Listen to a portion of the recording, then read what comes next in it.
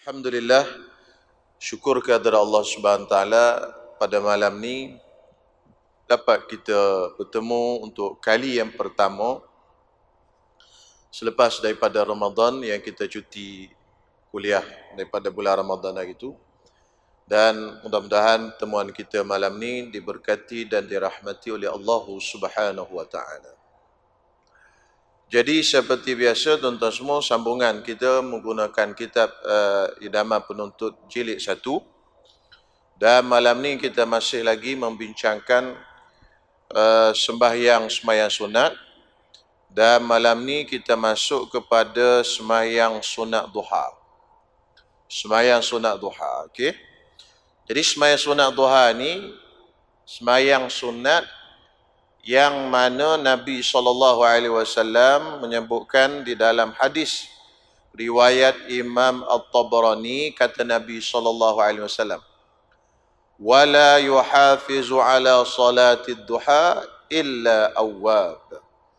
Tidaklah menjaga sembahyang sunat duha itu melainkan orang awwab. Awwab ni orang yang kembali kepada Allah Subhanahu Wa Taala.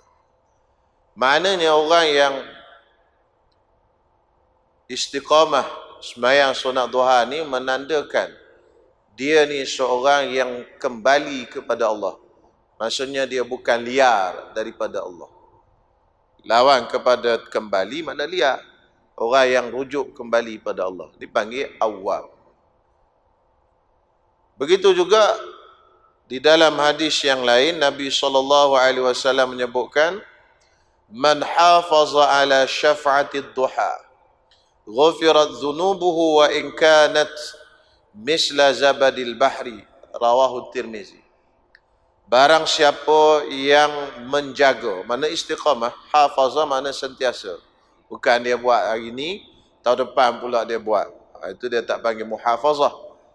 Siapa yang menjaga, yakni istiqamah di atas sembahyang duha, 2 rakaat. Syafa'ah mana syafa', yakni bilangan genap. Sekurang-kurang bilangan genap ialah 2. Syafa'atid duha iaitu bilangan genap duha iaitu 2 rakaat sekurang-kurangnya. Ghufirat dhunubuhu, Allah Subhanahu Wa Taala ampunkan dosanya. Wa in kanat misla zabadil bahri, walaupun dosanya itu sebanyak buih di lautan. Banyak buih di lautan, Allah Taala ampun dosa dengan sembahyang sunat duha. Tapi kata ulama, syaratnya dosa kecil lah. Kalau dosa besar, kena bertaubat kepada Allah Subhanahu Wa Taala. Dan yang terakhir, yang ketiga, Sayyidina Abu Hurairah radhiyallahu ta'ala anhu berkata, Awsani khalili bisalasin. Kekasihku Nabi Muhammad SAW berpesan kepadaku dengan 3 perkara. Perkara yang pertama, apa benda? Puasa 3 hari sebulan. 3 hari sebulan puasa. Ini pesan Nabi SAW kepada Abu Hurairah. Ya Abu Hurairah, aku pesan kat kamu 3 benda. Kamu jangan tinggal. Yang pertama, puasa 3 hari sebulan. Jadi tuan-tuan, kalau nak jadi macam orang-orang yang baik, hebat-hebat, 3 benda ni jangan tinggal. Pertama, puasa sekurang-kurangnya 3 hari sebulan. Paling kurang. Lebih lagi tak apa. Saya tak nak ustaz 3 hari sebulan. Saya nak Isnin Khamis. Silakan. Saya nak puasa sehari, buka sehari, puasa sehari, buka sehari. Puasa Nabi Daud. Silakan. Tak ada masalah. Tapi sekurang-kurangnya 3 hari sebulan. Sama ada kita puasa putih, iaitu bermula 13, 14 dan 15 setiap bulan. Kecuali bulan Zulhijjah pada bulan depan, kerana 13 tu masih lagi hari tasyrik, haram puasa. Maka kita start pada 14, 15 dan 16 untuk bulan Zulhijjah saja. Bulan lain 13, 14 dan 15. Itu yang pertama Nabi pesan ke Abu Hurairah. Yang kedua, Nabi pesan kepada Abu Hurairah bahawasanya sembahyang duha. Maknanya jangan tinggal sembahyang duha. Yang kedua. Dan yang ketiga, wa an utira qabla an anam, supaya aku semayang witir sebelum aku tidur. Nabi pesan Abu Hurairah, kalau kamu nak tidur, semayang witir dulu. Jadi tuan-tuan semua, semayang witir ni ada dua cara. Pertama, kita buat sebelum tidur. Dan yang kedua, kita buat lepas kita bangun tidur sebelum subuh. Ada dua cara, boleh dua-dua. Jadi Sayyidina Abu Bakar, dia buat cara witir sebelum tidur. Sayyidina Umar, dia buat witir lepas bangun tidur. Jadi tuan-tuan pilih ikut kesesuaian diri tuan-tuan semua. Sayyidina Abu Bakar kata, aku lebih suka macam ni sebab bimbang-bimbang takut tak bangun. Kalau kita rasa jenis macam tu, bimbang-bimbang takut tak bangun, semayang witir sebelum tidur. Kata Sayyidina Umar, aku kuat dan aku rasa pasti boleh bangun tiap-tiap malam. Lalu Sayyidina Umar, dia semayang witirnya selepas pada bangun tidur sebelum subuh. Maknanya bangun qiyamul lail tu semayang witir. Jadi tuan-tuan nak pilih yang mana? Terpulang. Tuan-tuan yang lebih mengetahui tentang diri tuan-tuan sendiri. Kalau kita jenis semayang, kita jenis kerja penat siang, malam balik tidur je. Tidur rapat sampai subuh. Tak ada dah nak bangun, tidur rapat sampai ke subuh. Maka sesuainya semayang witir sebelum tidur. Tak sama orang tuan-tuan semua. Ada orang masa dia banyak relax tuan-tuan semua, dia boleh bangun qiyamul lail, dia kerja tak penat. Dia bukan kerja guna tenaga. Ada orang kerja kontrak, buat rumah batu tuan-tuan semua. Penat badan tuan-tuan semua. Balik tu kira tidur je lah. Nak bangun malam pun tak larat dah. Tidur sampai ke subuh. Jadi sekurang-kurangnya semayang witir sebelum tidur. Itulah pesan Nabi SAW kepada Sayyidina Abu Hurairah. Ini kelebihan semayang witir. Semayang witir pula. Semayang duha. Jadi kata pengarang, sunat duha ini ialah semayang sunat selepas naik matahari anggaran 7 kaki dari kaki langit pada pandangan mata. Semayang sunat duha ini ialah semayang sunat selepas naik matahari anggaran 7 kaki dari kaki langit pada pandangan mata. Berkekalan sehingga tergelincir matahari sekurang-kurangnya 2 rakaat. Paling kurang tuan-tuan semua semayang duha ni 2 rakaat. Maksimumnya ialah 8 rakaat. Imam Ghazali kata 12 rakaat. Jadi ada khilaf. Kalau semayang lebih daripada 12 rakaat, maka tidak dinamakan semayang duha. Jadi waktu duha ni tuan-tuan semua disebut di sini iaitu apabila matahari naik anggaran 7 kaki dari kaki langit. 7 hasta. Lebih tepatnya 7 hasta. 1 hasta panjang ni lah. Ni lebih 1 hasta. Jadi daripada kaki bumi ni, kaki langit ke kaki bumi? Kaki langit. Tempat terbit matahari tu, dia naik lebih kurang 7 hasta. Bila dia naik 7 hasta tu, barulah masuk waktu duha. Jadi 7 hasta tu tuan-tuan semua lebih kurang berapa minit? Kita tengok waktu subuh sekarang, habis pukul 7, 1 minit. Syuruk dia tulis. Syuruk maknanya subuh habis. Syuruk tu bahasa Arab, Melayunya terbit matahari. Syaraqa, cahaya.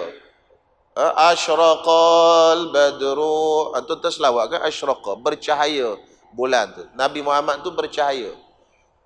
Jadi syuruk mana keluar cahaya matahari. Habis subuh.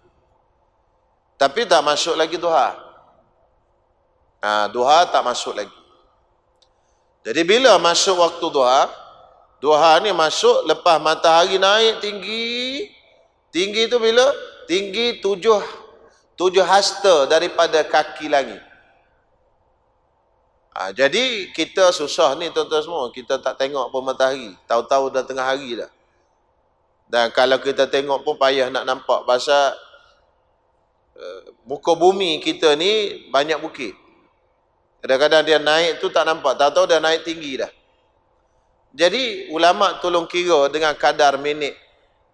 Jadi ulama astronomi kata, ulama falak, matahari ni dia bergerak ikut darjah dia.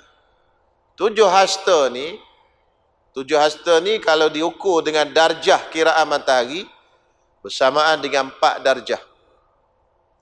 4 darjah perjalanan matahari. Dia punya jalan tu 4 darjah. 1 darjah, 2 darjah, 3 darjah, 4 darjah. 1 darjah perjalanan matahari biasanya bersamaan dengan 4 minit. 1 darjah tu 4 minit, dia 1 darjah. 4 minit 1 darjah. 4 minit 1 darjah. 4 minit 1 darjah. Maka tuan-tuan semua, kalau 4 darjah, 1 darjah 4 minit. Kalau 4 darjah, 4 darab 4, maknanya 16 minit. Maka tuan-tuan semua, habis je syuruk 7 1 minit, lepas 16 minit daripada tu masuk waktu duha.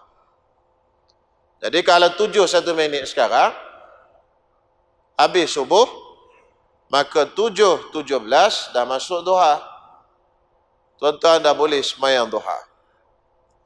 Dan berkekalan waktunya itu sehingga gelincir matahari. Gelincir matahari maksudnya masuk waktu zuhur. Zuhur sekarang masuk 1:16. 1:16 baru habis sembahyang duha. Pukul 1 tu boleh lagi nak sembahyang duha. Itu kena faham tuan-tuan semua. Banyak orang keliru waktu duha ni. Kau sembahyang apa ni kata dia? Sembahyang duha, pukul 1 sembahyang duha apa kata dia? Tak sembahyang duha boleh lagi pukul 1. Masih dalam waktu dia. Jadi waktu duha ni matahari naik 7 hasta, 1 galah. Kita lama panggil 1 galah. Bersamaan 7 hasta. Bersamaan dengan 4 darjah dengan kiraan minit bersamaan 16 minit daripada lepas syuruk. Setengah buku-buku lama tulis 24 darjah, 24 minit dan sebagainya. Itu agak-agak sajalah. Hak lebih tepat sikit kiraan astronominya 16 minit. Buku-buku lama ada tulis 24 minit. Ramai orang duk pakai tu 24 minit. Tapi yang paling tepat sikitnya ikut kiraan astronomi 16 minit. Jadi tuan-tuan dah boleh semayang 7:20 tu dah boleh semayang duha dah. Okey? Tu. Dari sudut nak semayang. Cuma tuan-tuan semua, waktu dia tu macam itulah. Tapi daripada panjang waktu tu, daripada matahari naik segala sampai ke masuk zuhur, bilakah waktu paling afdal sekali sembahyang duha?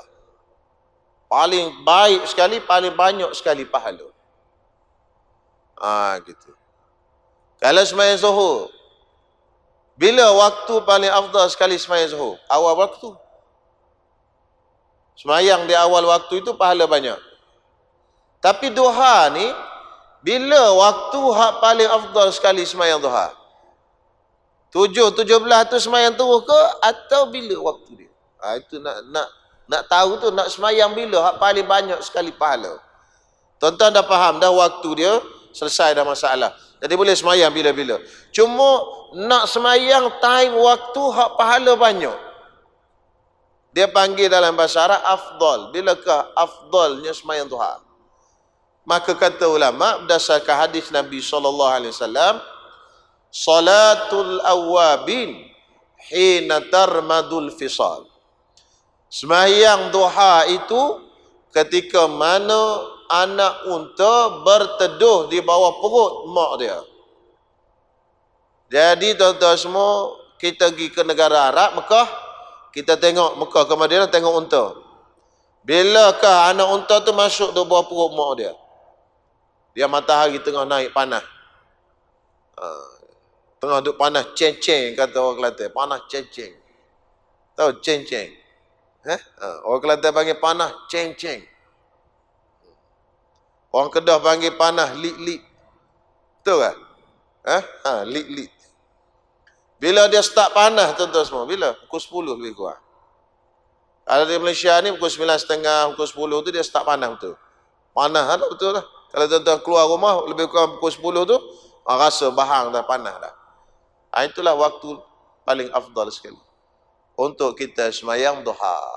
Lebih kurang pukul 9.30 ke pukul 10. Jadi kalau nak sembahyang duha, sembahyang situlah. Pahala paling banyak. Tapi Saya nak sembahyang awal pagi, saya tak boleh dah pukul 10 ni masuk kerja tak ingat apa dah. Sembahyang lah. 10 keluar daripada rumah pergi kerja tu, keluar 7.30. 7.16, 7.17 tu sembahyang dulu 2 rakaat. Betul? Selesai dah sembahyang duha dah. Alhamdulillah. Jadi kalau kita faham, tak ada masalah. Tak adalah rumit. Kalau tak faham jadi rumit masalah. Allah tak sembahyang duha lagi ni. Pagi tadi buat apa? Pagi tadi ada sangat waktu. Tapi boleh ke sembahyang duha pagi-pagi ke tak ada? Dia tak faham.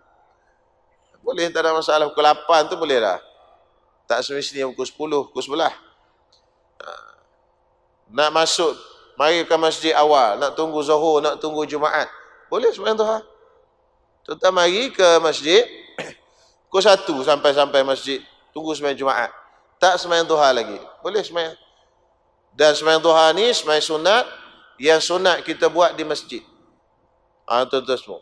Sembahyang sunat ni majoritinya sunat buat di rumah. Tetapi ada beberapa sembahyang sunat yang sunat kita buat di masjid. Antaranya sembahyang duha, sembahyang sunat ihram. Sembahyang sunat ihram tu sunat buat di masjid. Kalau tuan-tuan ihram di Tan'im, Tan'im lah di masjid Tan'im. Kalau tuan-tuan ihram di Hudaibiyah, di masjid Hudaibiyah itulah. Kalau Ji'ranah, di Ji'ranah. Kan? Kalau pergi ke Taif, balik lalu ke masjid Qarnul Manazil tu, sunat semayang sunat ihram di masjid. Semayang sunat balik daripada musafir, sunat semayang masjid. Tuan-tuan musafir, contoh tuan-tuan pergi Turki, balik, sebelum balik ke rumah, tuan-tuan semayang sunat di masjid. Sunat semayang sunat musafir tu semayang di masjid, bukan sunat semayang di rumah. Semayang balik daripada musafir, nama dia Salatul ruju'i minas safar. Sembahyang balik daripada musafir. Nabi macam tu. Kalau dia balik daripada musafir, dia masuk dalam masjid dia dan dia sembahyang 2 rakaat baru balik ke rumah. Jadi tuan-tuan kalau balik musafir, jauh-jauh lah kan. Sembahyang dulu di masjid baru balik ke rumah. Sembahyang duha pun sama, sunat sembahyang di masjid. Jadi kalau tuan-tuan ada waktu pergi ke masjid untuk sembahyang duha, pergi sekejap, sembahyang di masjid, kemudian balik. Ataupun pergi ke masuk balik kerja ke apa, tak kisahlah. Maka sekurang-kurangnya 2 rakaat lafaznya usalli sunnatad duha raka'ataini lillahi ta'ala. Artinya sahaja aku sembahyang sunat duha 2 rakaat kerana Allah Ta'ala. Allahu Akbar. Rakaat yang pertama baca Fatihah dan Qul ya, dan rakaat yang kedua baca Fatihah dan Qul huwallahu ahad, seterusnya salam. Ini cadangan sajalah. Surah tu tak ada masalah. Ada setengah kitab sebut rakaat pertama baca wasyamsi wadduhaha, rakaat kedua baca wadduha. Boleh juga. Itu surah ni tak ada masalah. Tuan-tuan nak baca surah apa pun tak apa. Ini cuma cadangan. Cadangan. Sebanyak-banyak sembahyang sunat duha itu ialah 8 rakaat. Dikerjakan 2 rakaat, 1 takbir dan 1 salam. Lebih elok daripada 8 rakaat terus 1 takbir dan 1 salam. Dia punya maksimum sembahyang duha ni 8 rakaat. Mengikut ulama fiqh lah. Tapi Imam Ghazali dia kata 12 rakaat. Sebab tu kalau tuan-tuan buka dalam kitab Ihya Ulumuddin terjemahan, dalam kitab Syairus Salikin, dalam kitab Hidayatus Salikin, sembahyang duha tu 12 rakaat. Imam Ghazali dia punya pandangan 12.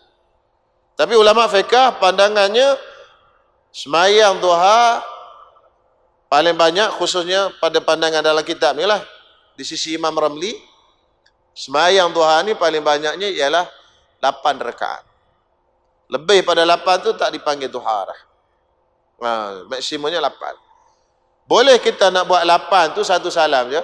Allahu Akbar saja aku sembahyang sunat duha 8 rakaat kerana Allah Ta'ala. Sekali jalan pun boleh. Tapi lebih afdal kita buat 2 rakaat, 2 rakaat, 2 rakaat, 2 rakaat. 2. Lebih afdal. Sama juga dengan sembahyang witir. Kita boleh sembahyang witir 3 rakaat, 1 salam. Tapi lebih afdal 2 rakaat bagi salam, 1 rakaat bagi salam. Sebab bila banyak perbuatan lebih banyak pahala. Kan? Kalau kita buat dua-dua ni ada salam. Jadi banyak lebih salam. Kalau sekali jalan tu salam dua je. Ni kalau buat dua-dua banyak salam lah. Dua salam, dua salam. Jadi banyak perbuatan, banyak bacaan, banyaklah pahala. Okey, selesai sembahyang duha. Faham masalah? Faham hukum? Tinggalnya apa? Tinggal buat je lah. Faham tu mudah sikit. Buat tu payah. Tu dia. Ujian tu semua. Sembahyang duha ni amalan para wali. Sebab tu antara ulama yang mengatakan, ada sebagai ulama kata antara tanda-tanda wali itu ialah antara, bukan semestinya, ialah tidak meninggalkan sembahyang duha. Sebab tu tuan-tuan semua lain. Kalau rajin sembahyang duha dia akan rasa lain. Hati kita akan rasa lain. Kemudian orang selalu sebutlah sembahyang duha ni murah rezeki. Betul lah, adalah riwayat yang menyebutkan macam tu. Tapi tuan-tuan janganlah sembahyang duha tu pasal nak murah rezeki ya. Semayang. Tengok lagu tu je. Aku sembahyang duha banyak kali dah. Duk lagu tu tak ada murah pun kata dia. Itu maksudnya dia buat amal tu kerana dunia. Bukan, kita jangan buat amal kerana dunia. Allah Ta'ala nak bagi murah rezeki itu hal Allah Ta'ala. Kalau dia tak nak bagi pun itu urusan Allah Ta'ala, bukan urusan kita. Cuma ada riwayat menyebutkan siapa yang rajin sembahyang duha, Allah Ta'ala murahkan rezeki dia. Jadi bila dengar begitu, itu ada orang yang tak faham tu sampai tak sembahyang fardu, sembahyang duha. Duha dia sembahyang, fardu tak sembahyang. Pasal apa tak sembahyang fardu? Pasal sembahyang fardu ni tak ada fadilat sangat, dia kata. Sembahyang duha ni boleh kaya. Baik sembahyang duha. Dia tak tahu kalau tak sembahyang duha pun tak ada masalah. Tapi kalau tak sembahyang fardu, dibalun kat malaikat dalam kubur besok-besok. Muka nakir balun. Kenapa kau tak sembahyang? Tapi Allah Ta'ala tak akan suruh malaikat tanya, kenapa tak sembahyang duha? Kalau sembahyang duha, alhamdulillah dapat pahala lebih. Kalau tak sembahyang pun, malaikat tak tanya. Malaikat tanya kan? Tak sembahyang duha? Tak. Benda sunat, malaikat tak tanya. Kita tak akan disoal tentang benda sunat. Cuma kalau kita buat, dapat pahala lebih. Alhamdulillah, dapat untung lebih. Tak buat, tak dapat untung. Tapi, kena soal ke dalam kubur. Masalah apa, pasal apa kau tak buat? Itu dia benda sunat. Tapi benda fardu, dia punya kena soal. Kemudian sebelum kita pindah pada sembahyang sunat seterusnya, ada satu lagi masalah yang selalu orang tanya. Hari ni pun ada orang tanya lagi. Sembahyang isyraq. Sembahyang isyraq tu, sembahyang duha, adakah benda yang sama sembahyang isyraq dengan sembahyang duha atau benda yang berbeza? Tuan-tuan dengar elok-elok ni. Lepas ni tak usah tanya lagi, faham ni insya-Allah jelas. Kata ulama, sembahyang duha dan sembahyang isyraq itu benda sama. Dua perkara, dua nama untuk benda sama. Duha pun dia, isyraq pun dia. Dia hatula kata Kelantan, hatula.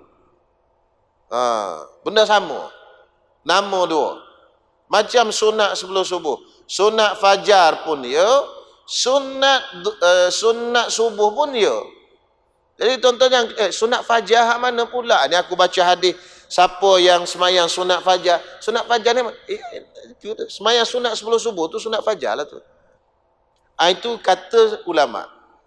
Tetapi Imam Ghazali dia kata duha dengan isyraq ni lain. Duha lain, isyraq lain. Jadi atas pendapat Imam Ghazali ni, duha bila nak semayang, isyraq bila nak semayang. Itu je masalah tuan-tuan semua. Baik. Saya baca kitab tuan-tuan semua. Senang. Takut tuan-tuan semua bila sebut tak apa clear. Jadi tuan-tuan semua dalam kitab sebut semayang duha dengan semayang isyraq ni dia benda yang lain. Apabila benda yang lain nak kena tengok waktu dia. Mana dah tadi? Okey, dia kata apa benda? Salatul isyraq, semayang isyraq. wa hiya rak'atani ba'da syuruqi syamsi wartifaiha. Dia 2 rakaat selepas syuruk 7 minit tu, wartifaiha, dan matahari naik segala. Jadi maknanya waktu isyraq sama dengan waktu duha. Masuk dia sama. Kalau sembahyang awal daripada itu tak sah. Ada orang belum pukul 7, belum 7.17 tu, belum 16 minit berlalu, dia dah sembahyang dah isyraq. Tek bunyi, syuruk, isyraq. Lebih kurang nama, syuruk, isyraq. Iyalah kok kata dia. Dia pun sembahyang. Allah. Belum masuk lagi. Ni dia kata, ba'da syuruqi syamsi, selepas daripada keluar matahari. Ini saya cerita ni mazhab Syafi'i. Mazhab lain tuan-tuan semua itu banyak cerita lah. Ini kita belajar fiqh mazhab Syafi'i. Saya dengar dalam kitab tuan-tuan semua itu, kalau kitab mazhab lain itu saya tak nak sebut lah. Memanglah ada khilaf. Kalau benda khilaf ni sampai kiamat pun tak habis tuan-tuan semua. Cuma saya cerita di sini, ini fiqh mazhab Syafi'i. Jadi selepas daripada syuruk maknanya 7 minit itulah sekarang, wartifaiha, selepas daripada dia keluar matahari dan dia naik. Jadi maknanya dia naik segala. Lebih kurang 7 dah sama dengan 16 minit tadi. Yanwi bihima sunnatal isyraq. Niat semayang sunnah isyraq. Jadi sahaja aku semayang sunnah isyraq. Atas ulama yang kata duha dan isyraq tu benda yang lain. Okey, baik. Jadi watafutu bi'uluwin nahari wala tamtaddu ila zawali. Dan tamat waktu isyraq bi'uluwin nahari, bila matahari dah tinggi sikit. Wala tamtaddu ila zawali, dan dia tidak berpanjangan waktunya sehingga gelincir matahari sehingga masuk zuhur macam duha tadi. Duha tamatnya sampai zuhur. Isyraq dah, dia matahari naik tinggi sikit, lebih kurang pukul 9, 9.30, habislah sembahyang isyraq. Jadi isyraq dia masuk sama dengan duha, tamat di awal. Okey, jelas tuan-tuan semua? Bagi tuan-tuan yang nak sembahyang isyraq dan tuan-tuan yang berpegang sembahyang isyraq tu lain daripada sembahyang duha, maka kena faham, sembahyang dua-dua ini waktu masuknya sama. Masuk waktu sama. Duha pun masuk waktu lepas matahari naik segala, isyraq pun masuk waktu lepas matahari naik segala. Cuma bezanya tamat. Duha tamatnya bila masuk zuhur. Isyraq tamatnya bila matahari tinggi, lebih kurang tadi 9.30, lebih kurang. Matahari dah naik tinggi sikit, cerah, panas. Habis sembahyang isyraq. Lepas pada tu dah tak boleh sembahyang isyraq dah. Okey, jelas dah. Mudah-mudahan jelas. Kalau tak jelas lagi, boleh tanya lagi, insya-Allah. Habis di situ. Kemudian sembahyang sunat yang seterusnya. Tahiyatul masjid. Sembahyang sunat tahiyatul masjid. Ini kerana Nabi SAW sabda, "Idza dakhala ahadukumul masjid fala yajlis hatta yusalli rak'ataini." Apabila salah seorang kamu masuk ke dalam masjid, jangan duduk sehingga sembahyang 2 rakaat. Maka kalimah jangan duduk itu memberi makna makruh duduk. Kalau dia duduk, hukum dia makruh. Tapi ada juga ulama yang syadid, yang keras, yang mengatakan duduk sebelum sembahyang sunat tahiyatul masjid hukumnya haram. Sebab Nabi kata jangan duduk. Bila kata jangan, Nabi kata tu maknanya haram lah. Ulama Zahiriyah dan sebagainya, mereka syadid, keras. Tapi jumhur ulama kata tak, sembahyang tahiyatul masjid ni sunat. Mana sebelum duduk sembahyang tahiyatul masjid dulu. Jadi kata dia, apabila seorang masuk masjid atau tempat yang diwakafkan untuk sembahyang seperti surau, disunatkan baginya sembahyang yang dinamakan sunat tahiyatul masjid. Sunat tahiyatul masjid. Jadi tuan-tuan semua,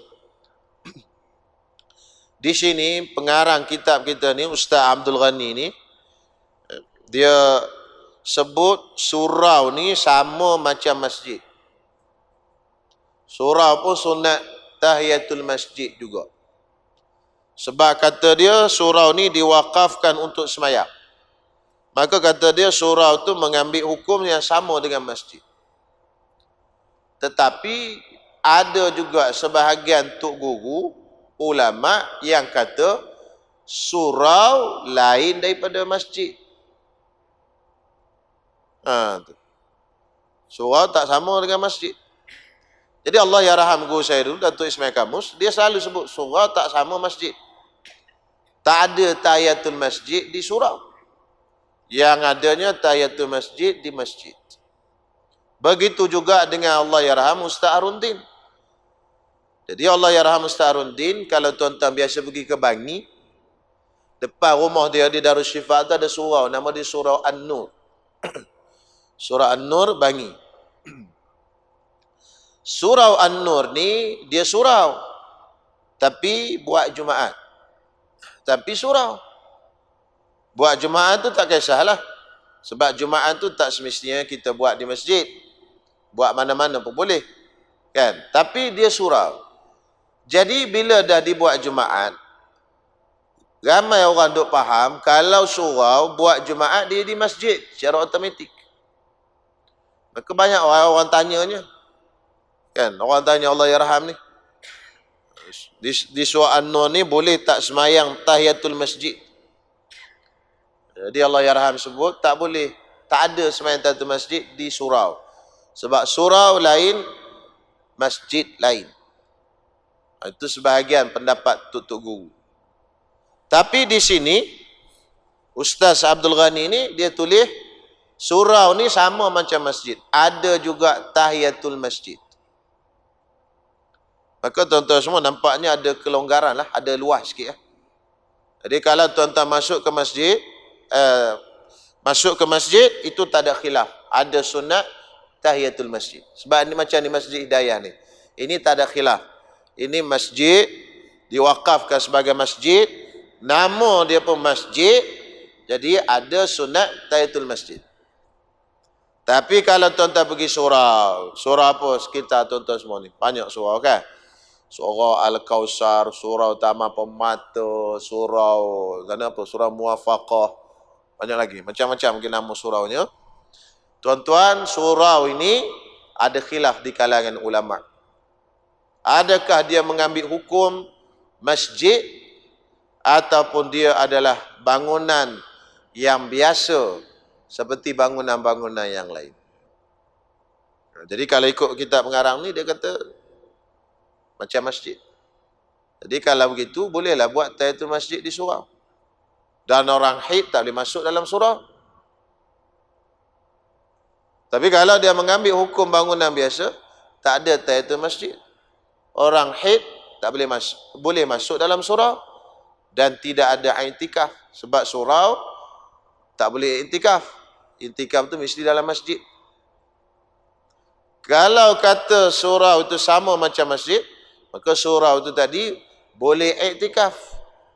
Surau itu tadi ada niat ada semayang tahiyatul masjid. Surau itu tadi tak boleh perempuan haid dan nifas dan orang berjunub masuk.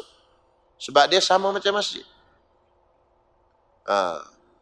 Jadi ala kulli hal kena tanya yang menentukan, kalau nak tentu betul-betul, kena tanya pihak yang berautoriti lah.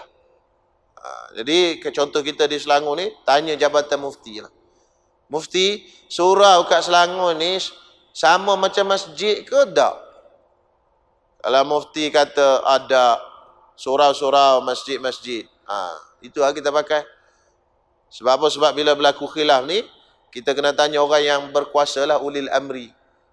Orang yang berautoriti. Tanya mereka. Kan? Itulah pemutus khilaf. Pemutus khilaf ni apa? Siapa tuan-tuan semua? Orang yang berkuasa, dia panggil ulil amri. Contoh raya pun ni kan? Ahad, Isnin ke Selasa? Isnin ke Selasa? Duk pening tuan-tuan semua. Viral awal Isnin. Jadi ramai dah, siap-siap dah. Tapi kita pasal tak pernah berlaku lari daripada kalender, relax. Saya time tu duduk Kelantan, relax. Zakat fitrah pun tak bayar lagi. Petang Ahad tu mak saya ajak pergi ke Tumpat. Pergi beli barang lah nak bersahur besok. Sampai pagi tu, pagi apa benda, petang Ahad tu nak untuk bersahur pagi besok lah. Jadi pergilah ke Tumpat. Jadi ada pasar raya Pantai Timur nama dia. Jadi rumah saya dengan mak saya masuk ke dalam. Saya dukung anak kecil saya duduk main kat luar. Betul lah ada Amil tu duduk depan tu. Amil zakat duduk kat depan pasar raya tu. Saya akan duduk pusing-pusing. Tak ada kerja apa, bayarlah zakat kata. Sambil-sambil tunggu orang dalam tu. Sik baik bayar zakat. Kalau tidak kelang kabut pagi raya. Kan? Kena ketuk rumah tu imam. Jadi memang cadang saya biasanya begitu. Memang biasanya saya bayar zakat fitrah di tempat saya berhari raya.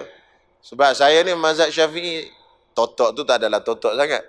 Tapi kalau ikut mazhab Syafi'i, zakat fitrah itu dia bayar di tempat kita berhari raya. Berbeza dengan zakat harta. Zakat harta di tempat harta kita. Kalau tuan-tuan kerja di sini bayar. Tapi kalau zakat fitrah dibayar tempat kita berhari raya. Sebab fitrah dia berdasarkan fitri, Idul Fitri di mana? Tuan-tuan beraya di Kelantan lah. Tapi ada juga ulama yang kata boleh bayar di mana-mana pun. Cuma saya biasa macam tu lah. Ikut yang mazhab Syafi'i. Jadi cadangnya nak bayar esoknya tu. Kan? Tapi nasib baiklah bayar. Jadi balik pada cerita ni. Saat raya bila? Bila dah anak bulan nampak, ulil amri kata raya Isnin. Isnin lah. Tuan-tuan tak boleh. Kalender Selasa. Mana boleh kata dia.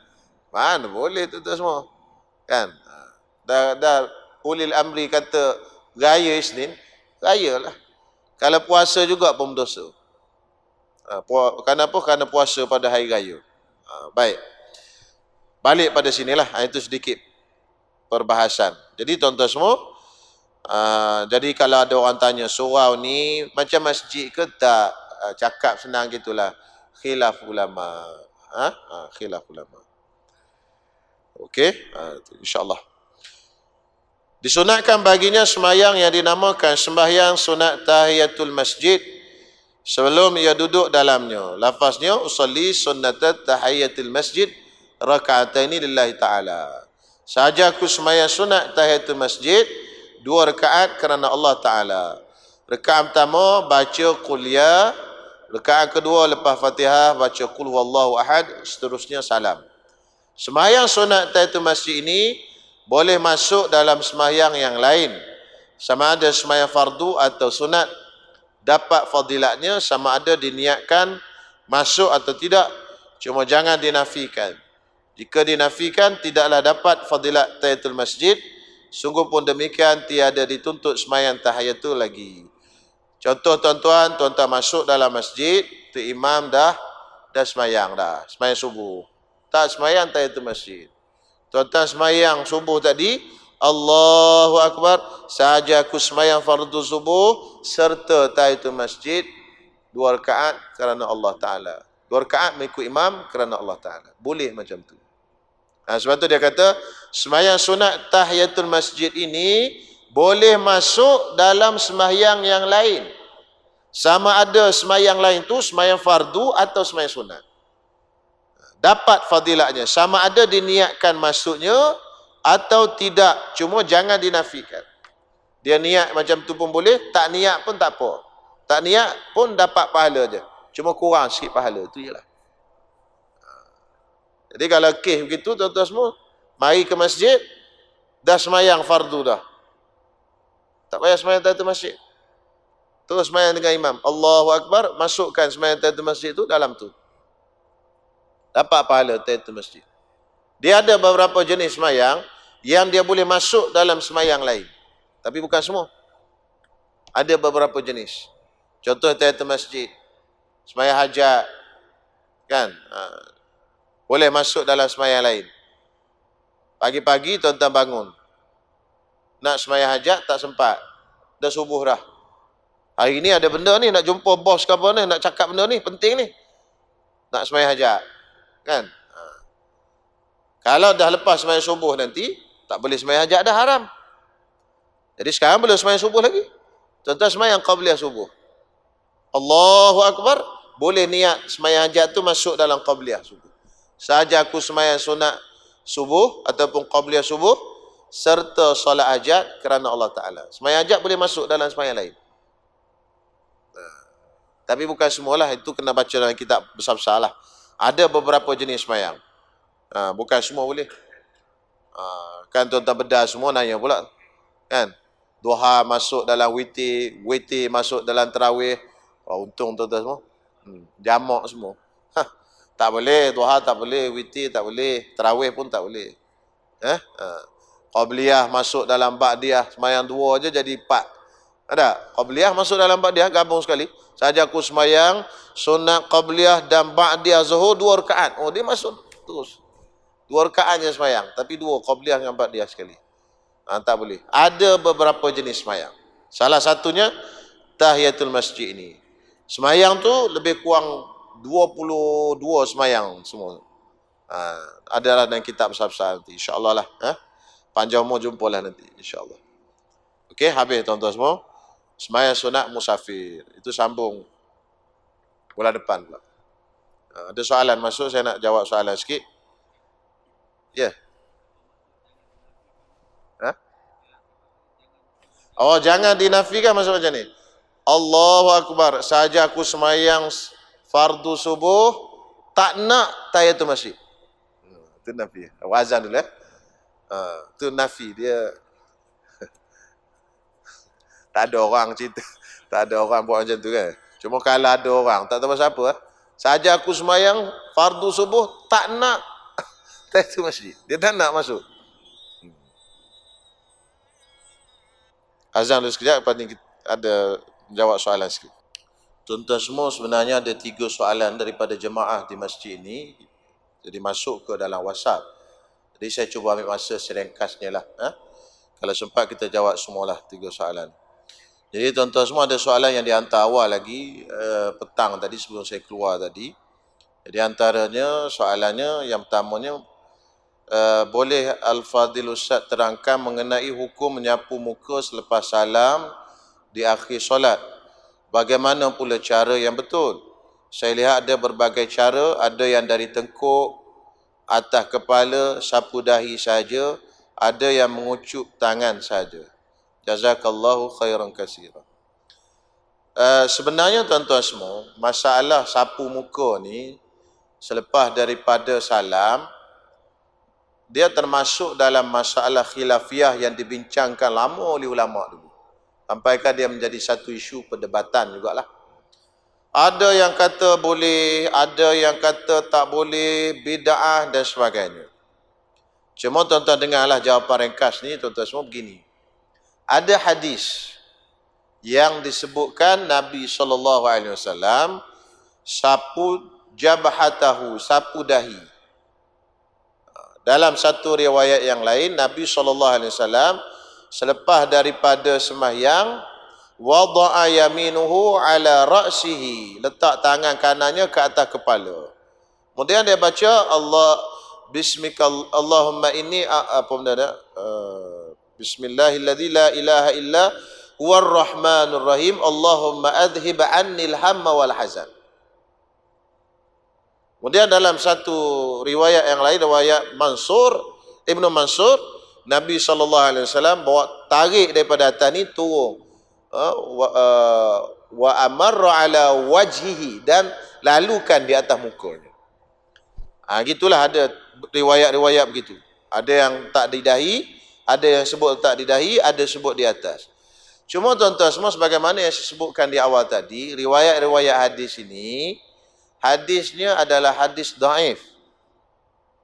Jadi sebahagian ulama yang menolak terus hadis dhaif, dia tak pakailah.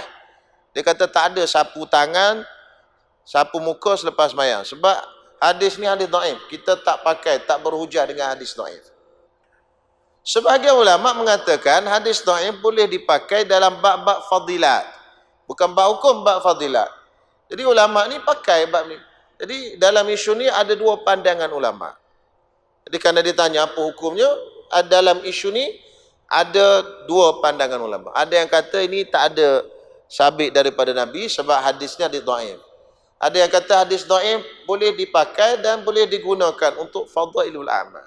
Jadi kita sebagai orang yang belajar, orang yang mengaji dan orang yang duduk di akhir zaman ni, cuba elakkan daripada perselisihan dan pergaduh. Siapa yang nak buat silakan. Yang tak nak buat silakan. Itu saja. Kalau yang nak buat, cara yang disebut dalam riwayatnya tak ada yang saya sebut. Ada yang letak di atas kepala, ada yang letak di atas dahi, dan ditarik turun ke atas muka. Jadi dua-dua boleh. Kalau atas leher, tak ada riwayat. Jauh sangat tarik. Tak ada. Yang adanya atas kepala dan di dahi. Okey, itu secara ringkas. Jadi kita di akhir zaman ni kita cuba kurangkan pergaduhan, termasuk dalam isu-isu khilaf macam inilah. Ada sampai bergaduh. Kita faham dah masalah ni, masalah khilaf. Siapa nak buat dipersilakan. Tak nak buat dipersilakan juga. Itu kan, insya-Allah. Kita dah maklum dah benda ni. Kita orang mengaji ni tak ada masalah. Yang kedua, Assalamualaikum Ustaz. Waalaikumsalam. Seorang yang tidak menjadi kelaziman baginya solat sunat fajar sebelum fardu subuh, boleh ke buat solat sunat fajar selepas solat fardu subuh? Begitu juga dengan solat sunat sebelum asar, dibuat selepas asar.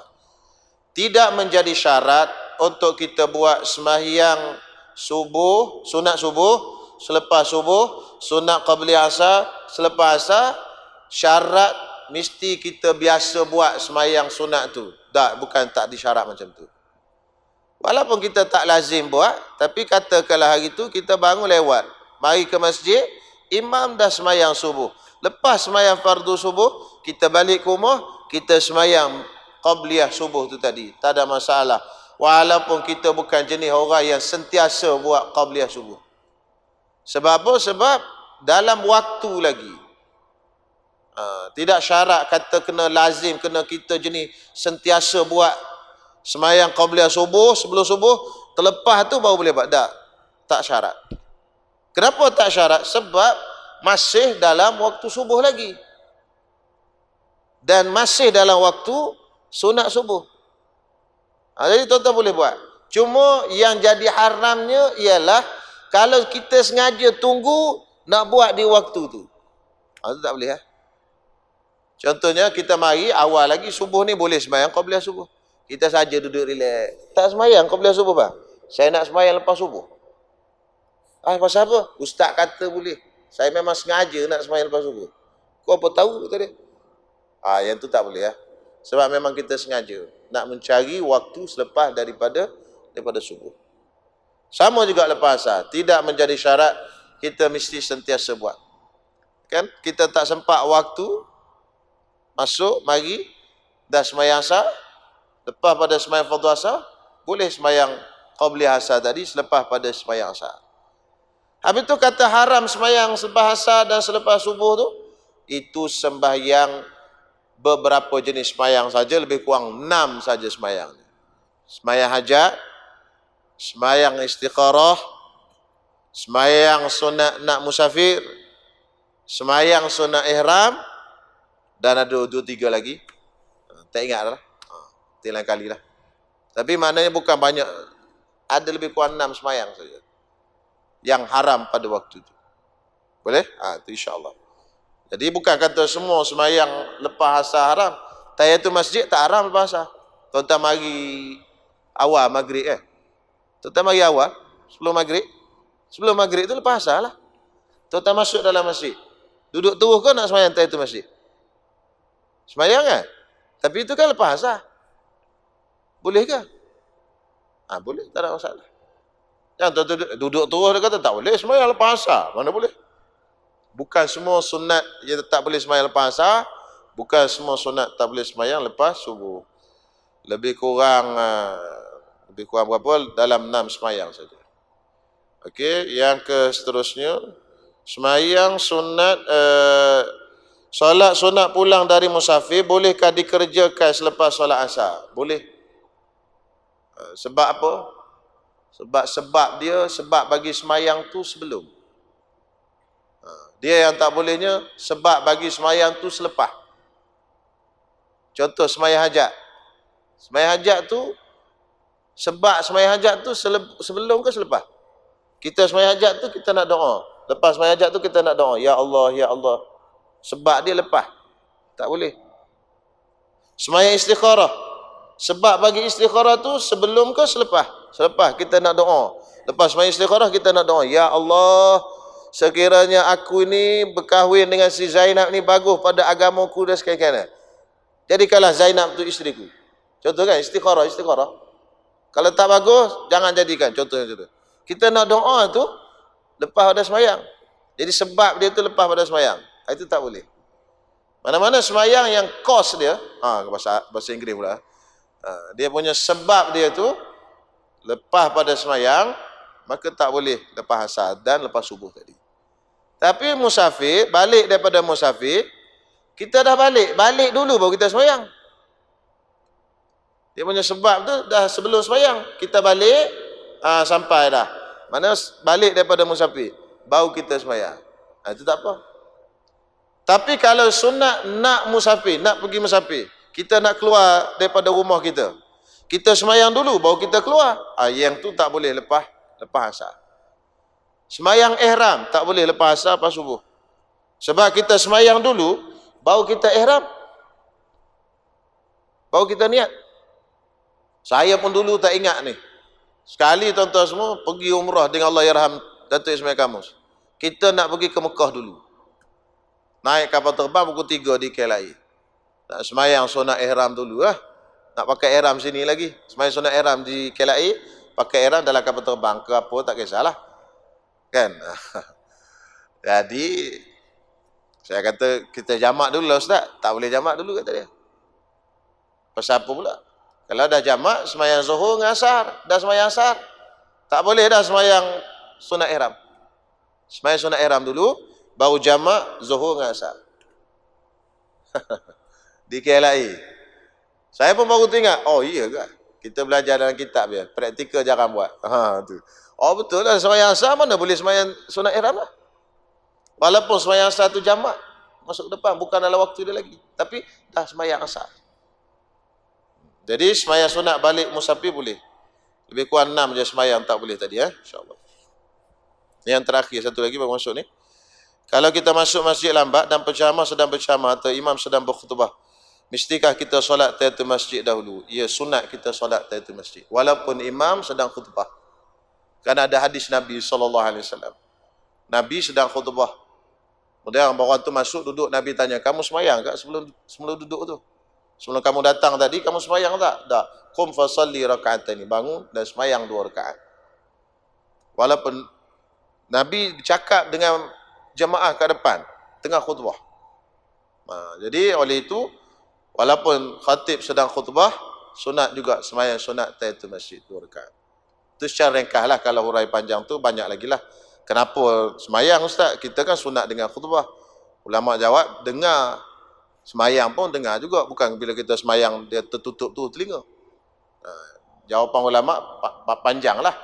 Cuma senangnya bagi tahu ada hadis berlaku di zaman Rasulullah.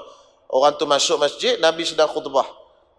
Jadi tu imam sedang khutbah, Nabi sedang khutbah, dia mari terus duduk. Nabi suruh dia semayang 2 rakaat.